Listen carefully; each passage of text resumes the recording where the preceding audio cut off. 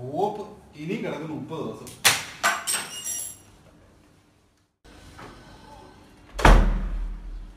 വെള്ളിയാഴ്ചയായിട്ട് വായനൊക്കെ ഇറങ്ങിയാണേ. ഓ ഞാനൊക്കെ അടിച്ചു വിളിക്കാൻ പോകുന്നു. ഞാൻ എപ്പോഴും എപ്പോഴും പെണ്ണും കൂടെ ഒരു വർത്തമാനം പറയുന്ന ആരും ഞാൻ പോകും.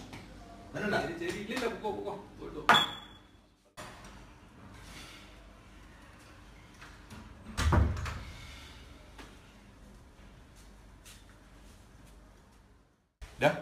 ശിവ കഴിച്ചു കുളിക്കാം പോടാ. Good morning.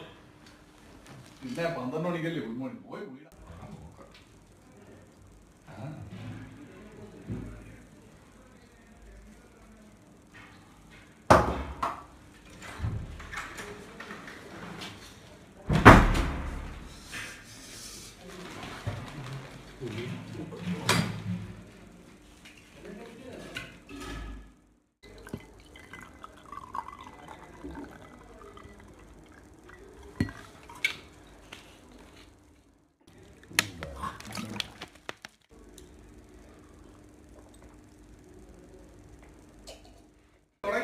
നീ ഉപദേശിക്കാതെ പോടാ. ഒന്നുമില്ലേ ഇവിടെ ഒരുത്തൻ രാവിലെ അടി തുടങ്ങി. ഞാനടിക്കാല്ല, മോക്കറിയത്തില്ല ഞാൻ അടിക്കാം. പിന്നെ വേറെന്താ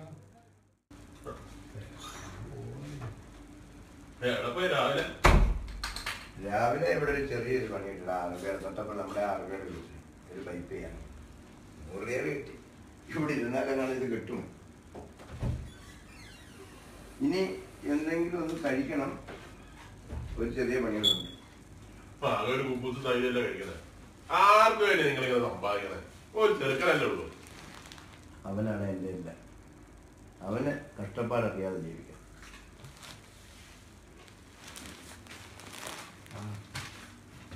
ശരിയടിയാ വെച്ചാലേ.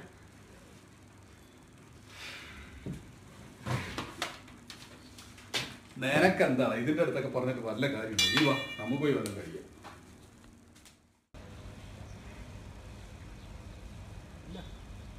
ശരിയാക്കാം, കുഴപ്പമില്ലേ.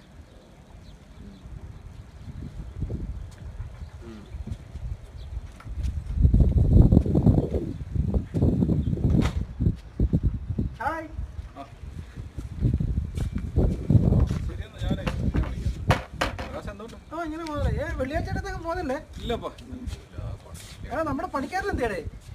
പണിക്കാരെ എവിടെയും പുറം പണിക്ക് പോയിക്കണം. അയാൾക്ക് ഒരു ദിവസം ഇവിടെ റെസ്റ്റ് എടുത്തൂടെ? അയാൾ ഭയങ്കര ഇതാകുന്നുണ്ട്. അയാളോട് പറഞ്ഞിട്ട്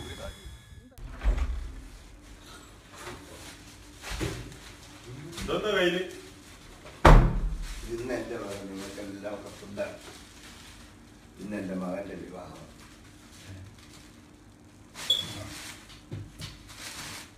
നിങ്ങൾ പോവാന് അവർക്ക് എൻ്റെ പണമല്ല കേട്ടോ, എന്നെ അല്ലല്ലോ. ഓരോ ലിസ്റ്റ് ഉണ്ടാക്കി തന്നിട്ടുണ്ട് അവർ. ക്യാമറയ്ക്ക് ഇത്ര, വണ്ടിക്ക് ഇത്ര, പറക്കുന്ന ക്യാമറ വരെ ഉണ്ടെന്നാണ്. എന്തുണ്ടായിട്ടെന്താ കാര്യം? നിങ്ങളില്ലല്ലോ. ഓ കെട്ടുമുഴ പോയി ഓർണോടെ അടിച്ചിട്ട കാര്യം. അവരെ കുറ്റം പറഞ്ഞിട്ട് കാര്യമില്ല. വല്ലപ്പോഴും ചെല്ലുന്ന മാസാമാസം പണം അയക്കുന്നവരാണ്. അതാണ് അവരുടെ ദൃഷ്ടിയിൽ ഞാൻ. ഈ പണമല്ലാതെ ഞാൻ എന്താ അവർക്ക് നൽകിയിട്ടുള്ളത്? 30-35 വർഷമായി ഈ പ്രവാസം. മടുത്ത് വയ്യ. ഇനി നിങ്ങളിവിടെ കിടന്ന് കഷ്ടപ്പെട്ട് കാര്യമില്ല. നാട്ടിലേക്ക് പോകും. അവിടെ ചെന്നിട്ട് ഈ സങ്കടങ്ങളൊന്നും കാണിക്കരുത്. അങ്ങനെ കാണിച്ചാൽ നിങ്ങൾ തോറ്റു. ഈ പൊരുവെയിലിനോടും തണുപ്പിനോടും പൊരുതി ഈ മരുഭൂമിയിൽ വിസ്മയങ്ങൾ തീർത്തവരാണ് നമ്മൾ വാസി. ചേട്ടാ, ഇനി നാട്ടിൽ ചെല്ലുമ്പോൾ കയ്യിലുള്ള മുഴുവൻ പണം മകൻ്റെ കൊടുക്കുക. കുറച്ച് പൈസ നിങ്ങളെ കരുതണം. പണമുള്ള അച്ഛനാണ് അതിന് വേണ്ടത്. എല്ലാം ശരിയാകും.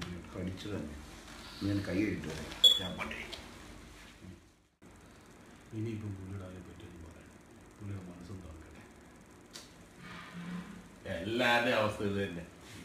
അത് വേറെ കള്ളും കുടിച്ചിട്ട് കാണാൻ പറയും. നിങ്ങളൊന്ന് കൈ കഴിവില്ലല്ലോ. കഴിക്കാം. പറഞ്ഞാൽ ശരിയാണ്. ഞാൻ നാളെ റിസൈൻ ചെയ്യാൻ പോകും. നാട്ടിൽ പോകാം. അത് തന്നെ പുള്ളിയേട്ടാ. ഇനിയെങ്കിലും നിങ്ങൾ സ്വസ്ഥമാകും. മതി, നിർത്തി ഈ പ്രവാസം.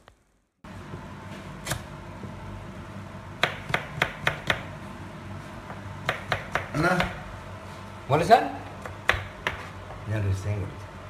ആണോ? അടുത്ത ആഴ്ച ചിലപ്പോൾ നാട്ടിൽ പോകും. അതെന്താ മോലസാൻ പട്ടിന്?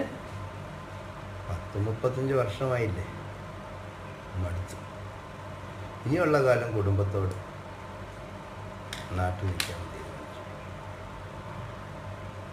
നല്ല കാര്യമാണ്. ഓക്കെ.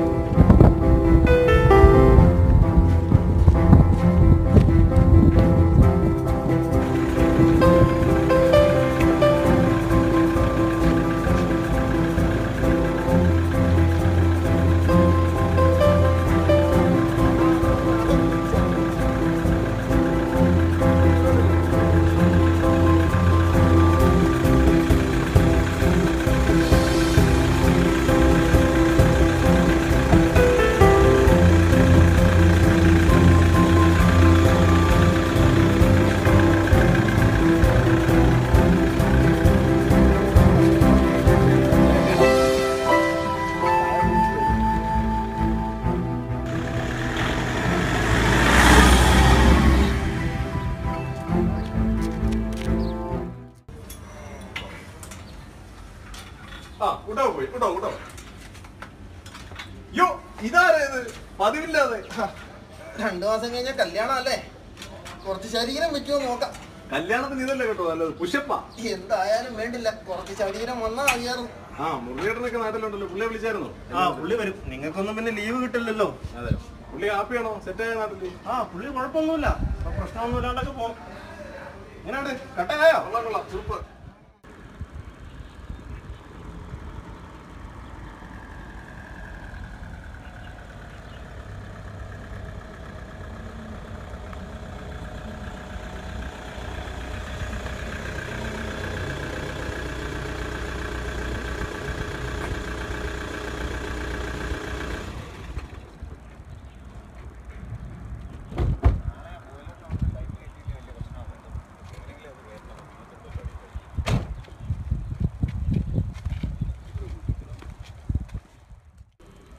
ഹലോ, ചേട്ടാ, എന്തുണ്ട്? നാട്ടിലൊക്കെ എല്ലാവർക്കും സുഖമാണ്? തിരിച്ചു വരുന്നു? ഹലോ, നമ്മുടെ പഴയ ഒരാളാ. പുള്ളി നിർത്തിപ്പോയതാ, പ്രവാസ ജീവിതം മടുത്ത് നിർത്തിപ്പോയതാ. തിരിച്ചു വരുവാണ്, എന്താന്നറിയില്ല.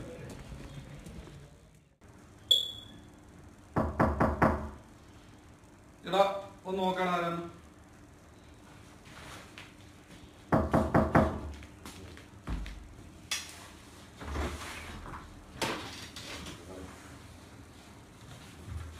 എന്താ നിങ്ങൾ ഇവിടുത്തെ ജീവിതമൊക്കെ നിർത്തിപ്പോയത്, പിന്നെന്താ തിരിച്ചിങ്ങോട്ട് വന്നേ? പണമില്ലാത്ത പ്രവാസി കുടുംബത്തിനൊന്നും ഭാരമാണ്. പിന്നെ 10-35 വർഷം ഈ മണ്ണല്ലേ എന്നെ തീറ്റിപ്പറ്റി. ഇനിയുള്ള കാലവും ഈ മണ്ണേൻ നിന്റെ തീറ്റി പോയിട്ട് വന്ന് വിശ്വസിക്കും. പിന്നെ നിങ്ങളൊക്കെ ഇല്ലേ